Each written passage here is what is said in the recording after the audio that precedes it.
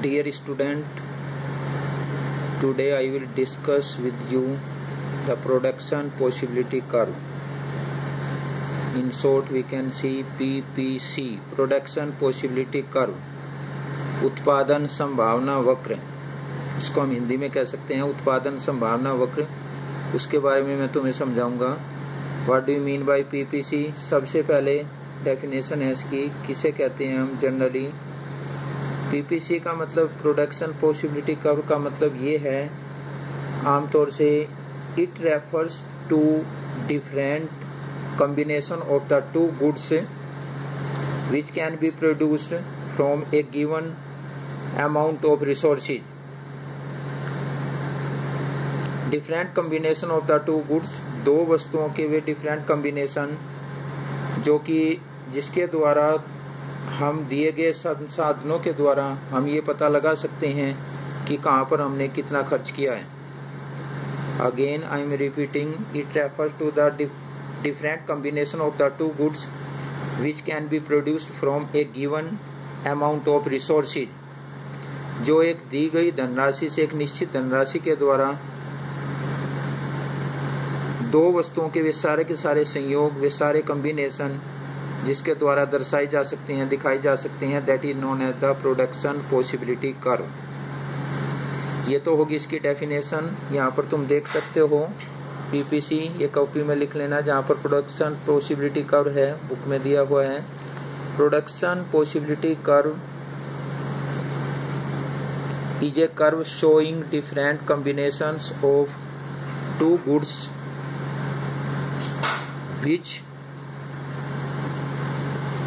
which can be produced with the available resources on the assumption that number 1 resources are given, number 2 given resources are fully efficient utilized, and number 3 technology that is known also technical production is constant। ये यहाँ पर इसकी definition दी गई है PPC की। आसान language में मैंने अभी तुम्हें समझाई दिया PPC का मतलब क्या होता है। प्रोडक्शन पॉसिबिलिटी कर्व, हिंदी में उत्पादन संभावना वक्र। उत्पादन संभावना वक्र का आमतौर से जो दो वस्तुएं होती हैं, अगर हम दो वस्तुओं को लेते हैं और दिए गए संसाधन है, जैसे मान लीजिए फॉर एग्जांपल 100 रुपये हैं, 100 रुपये में हमें दो वस्तुएं खरीदनी है। We have to purchase two commodities, given resource हमारे 100 रुपीज़ हैं, उससे हमें दो वस्तुएं परचेज करनी है। तो किस तरीके से हम परचेज करेंगे? अगर एक को परचेज करेंगे तो दूसरे का सेक्रीफाइस करना पड़ेगा। आसान लैंग्वेज में हम कर सकते हैं, if we want to purchase the one commodity we will have to sacrifice the other commodity। सीधी सी बात है। अब आसान जो बिल्कुल इजी लैंग्वेज में PPC की ये डेफिनेशन होगी। PPC generally it refers to the different combination of the two goods that can be produced from a given amount of resources, जो एक निश्चित संसाधनों के द्वारा हम खरीद सकते हैं। दो वस्तुओं के वे सारे के सारे संयोग, उसको हम प्रोडक्शन पॉसिबिलिटी कर्व कहते हैं। अब इसको एक एग्जांपल के द्वारा मैं समझाने की कोशिश करूंगा। यहाँ पर देखें, इधर ध्यान दें, ऊपर लिखा है प्रोडक्शन पॉसिबिलिटी शेड्यूल, उत्पादन संभावना सारणी। इसमें अब ध्यान दें, ऊपर लिखा है कॉम्बिनेशन प्रोडक्शन पॉसिबिलिटी कर्व में ABCDEF, उसके बाद क्लॉथ एंड व्हीट। इसको मैं समझाने की कोशिश कर रहा हूँ। एक तरफ कपड़ा है क्लॉथ इन 1000 मीटर और व्हीट है क्विंटल्स में, उसका जो हमने माप लिया है वो क्विंटल में गेहूं का, और कपड़े का 1000 मीटर में। अब यहाँ पर देख रहे हो, जहाँ पर मैं निशान लगा रहा हूँ, combination A cloth 0 and wheat 15। इसका मतलब क्या है? अगर कपड़े का प्रोडक्शन बिल्कुल भी नहीं हो रहा तो उस समय इकोनॉमी में 15,000 क्विंटल गेहूं का प्रोडक्शन हो रहा है। दोबारा से समझने की कोशिश करें। कॉम्बिनेशन नंबर जो A है ए कम्बिनेशन जहाँ दिखाया गया है, ये फिर इसे डायग्राम के द्वारा समझाया गया है। यहाँ पर समझने की कोशिश करें। दो हिस्से हैं, इसमें नीचे क्लॉथ लिखा है, दूसरी तरफ व्हीट, OXOY। OX पे क्लॉथ है, इधर ध्यान दें, ये क्लॉथ लिखा है कपड़ा, और दूसरी तरफ व्हीट है। अभी मैंने बताया अगर क्लॉथ जीरो है, ये रहा यहाँ पर क्लॉथ जीरो, तो जीरो होने के बावजूद जो व्हीट का प्रोडक्शन है OY पे वो 15,000 है, ये रहा 15,000। तो इससे क्या जाहिर होता है, अगर हम कपड़े का बिल्कुल भी उत्पादन नहीं कर रहे हैं, केवल व्हीट का प्रोडक्शन कर रहे हैं जो कि 15,000 क्विंटल है, 15,000 क्विंटल, तो इसका मतलब सीधा सा है जब क्लॉथ का प्रोडक्शन जीरो है तो हमें क्लॉथ बाहर से इंपोर्ट करना पड़ेगा। We will have to import cloth from the foreign countries. क्यों? क्योंकि हमने सारे के सारे रिसोर्सेज यहाँ पर लगा दिए, व्हीट के प्रोडक्शन में लगा दिए। ये यहाँ लिख दिया ए, कम्बिनेशन नंबर ए है ये, जो ये शो करता है कि यहाँ पर केवल गेहूं का उत्पादन हो रहा है, कपड़े का जीरो है। अब आगे चलते हैं हम बी कम्बिनेशन। बी कम्बिनेशन में क्या है, इसमें क्लॉथ 1, नीचे 1 लिखा है, जीरो के नीचे 1 है।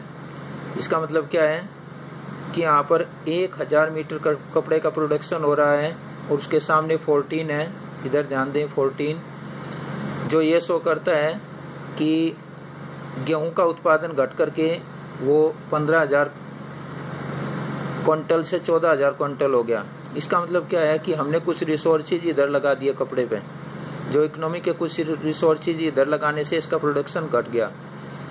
यानी कि एक वस्तु के प्रोडक्शन को बढ़ाने के लिए we will have to sacrifice the production of the other commodity. If you want to increase the production of one commodity then we will have to sacrifice the production of the other commodity. Next है उसके बाद combination number C. अब B को भी यहाँ फिर मैं इसमें डायग्राम में शो करूँगा। सी में क्या है, यहाँ पे 2 लिखा है, इसके सामने 12, 2 और 12। इसका मतलब क्या हुआ, अगर हम कपड़े का प्रोडक्शन और बढ़ा रहे हैं तो ये और घटेगा। 14 से 12 आ गया, यहाँ 14 के बाद 12 है। इसी तरीके से फिर हमने इधर बढ़ाया 1000 मीटर कपड़े का प्रोडक्शन, 3000 मीटर हो गया। ये दूसरी तरफ फिर घट गया क्योंकि रिसोर्सेज उतने ही हैं, रिसोर्सेज को हम चेंज नहीं कर रहे हैं। 12 से घट के 9 हो गया। धीरे धीरे जैसे जैसे हम इसको इंक्रीज करते जा रहे हैं ये डिक्रीज हो रहा है दूसरा। इसके बाद 1 के बाद 2, फिर 3000 मीटर कपड़े का प्रोडक्शन, फिर 4000। ई कम्बिनेशन देखें, 4000 मीटर कपड़े का प्रोडक्शन हुआ, गेहूं का प्रोडक्शन घट के 5000 क्विंटल रह गया। और लास्ट में जब सारे के सारे रिसोर्सेज हम कपड़े पे लगा देते हैं, 5000 मीटर प्रोडक्शन किया हमने कपड़े का, तो क्योंकि सारे रिसोर्सेज यहाँ पर फुली यूटिलाइज हो गए तो गेहूं का प्रोडक्शन 0 हो गया। अब इसको इधर समझने की कोशिश करें डायग्राम के द्वारा। ये डायग्राम है, इधर ध्यान दें, अच्छी प्रकार से इसको समझाया गया है एक एक करके।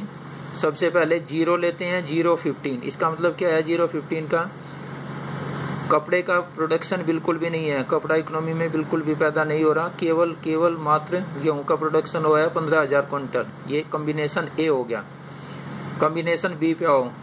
बी पे क्या था, उधर ध्यान दें टेबल पे 1 और 14, यानी कि कपड़ा 1000 मीटर और ये 14, तो ये हो गया बी, कम्बिनेशन नंबर बी।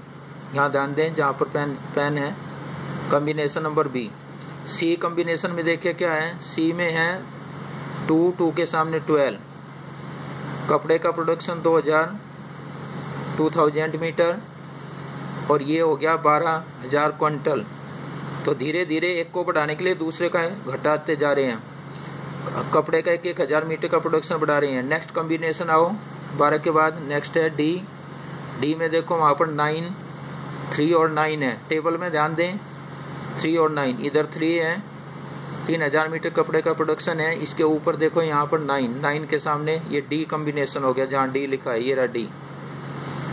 अब उसके बाद में ई में क्या है, 4 और 5, 4000 मीटर कपड़े का उत्पादन और गेहूं का प्रोडक्शन हो गया 5000 क्विंटल घट करके। और लास्ट में आ गया एफ पॉइंट। एफ पॉइंट पे ध्यान दें, इसमें क्या दिखा गया एफ में दिखा गया है केवल कपड़े का प्रोडक्शन किया जा रहा है इकोनॉमी में, सारे के सारे रिसोर्सेज हमने क्लॉथ के प्रोडक्शन में लगा दिए। And we will have to import the wheat from the foreign country, सारा का सारा गेहूँ विदेशों से मंगाना पड़ेगा क्योंकि गेहूँ का प्रोडक्शन 0 है। यहाँ देखो ये 0 है, ये एफ हो गया। तो इस तरीके से ये जितने डिफरेंट कॉम्बिनेशन है, अब डेफिनेशन समझ लो पीपीसी की। ये जो लाइन है that is known as the production possibility curve, इस लाइन को कहेंगे हम पीपीसी, प्रोडक्शन पॉसिबिलिटी कर्व। एक बार फिर से बता रहा हूँ इसकी definition. It means it refer to the different combination, चाहो तो नोट कर लो। It refers to the different combination of two goods that can be produced from a given amount of resources.